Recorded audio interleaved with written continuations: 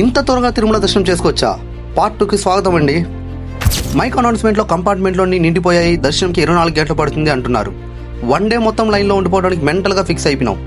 గుడి చుట్టుపక్కల light settings బాగుంటే చూసుకుంటూ నైట్ 11కి టోకన్లో ఇచ్చిన ఏరియా అయిన ATGS సర్కిల్కి అయితే వెళ్ళిపోయినాం. నెక్స్ట్ డే టైం స్లాట్ కాబట్టి అక్కడున్న సెక్యూరిటీ అన్నా, రే బాబు పక్కకు పోయి ఆడుకో, 12 గంటలకు రాబో అన్నాడు. సరే ఇంకేం చేస్తామనేసి 12 గంటల వరకు వెయిట్ చేసి 12 గంటలకి లైన్లోకి అయితే వదిలేరు మమ్మల్ని.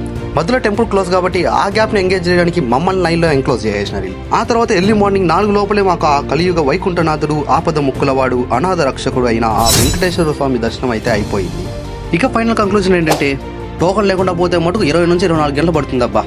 అదే టోకన్ ఉంటే 3-4 గంటలు అయిపోతుందో. ఈ SST టోకన్లు తిరుపతిలోని రైల్వే స్టేషన్ ఆపోజిట్ లో విష్ణు నివాసంలో, బస్ స్టాండ్ దగ్గర ఉన్న శ్రీనివాసంలో, అలిపిరి దగ్గర ఉన్న భూదేవి కాంప్లెక్స్ లో అయితే ఇచ్చేస్తారు. ఇంకో మెయిన్ విషయం ఏంటంటే, ఇంత ముందులాగా నైట్ 2 గంటలకైతే ఇవ్వడం లేదు. టోకన్లు ఆపాటికే అయిపోతాయి. నైట్ 9 కంతా స్టార్ట్ చేస్తారు. 12 లోపలే లిమిటెడ్ టోకన్లు అయితే అయిపోతాయి. అలాగే నడిచి వెళ్లే వాళ్ళకి అలిపిరి మెట్ల దగ్గర ఇప్పుడు టోకన్లు ఇవ్వడం లేదండోయ్. శ్రీవారి మెట్ల దగ్గర మాత్రమే టోకన్లు ఇస్తారు. అది కూడా మార్నింగ్ 6 కంతా స్టార్ట్ చేస్తారు. అవి కూడా లిమిటెడే.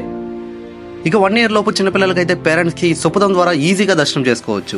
ఈ వీడియోలోని కంటెంట్ మీకు నచ్చినట్లయితే లైక్, షేర్, కమెంట్, లాస్ట్లో ఏంటదే అదే సబ్స్క్రైబ్ అది కూడా చేసుకొని పోండి అయ్యా.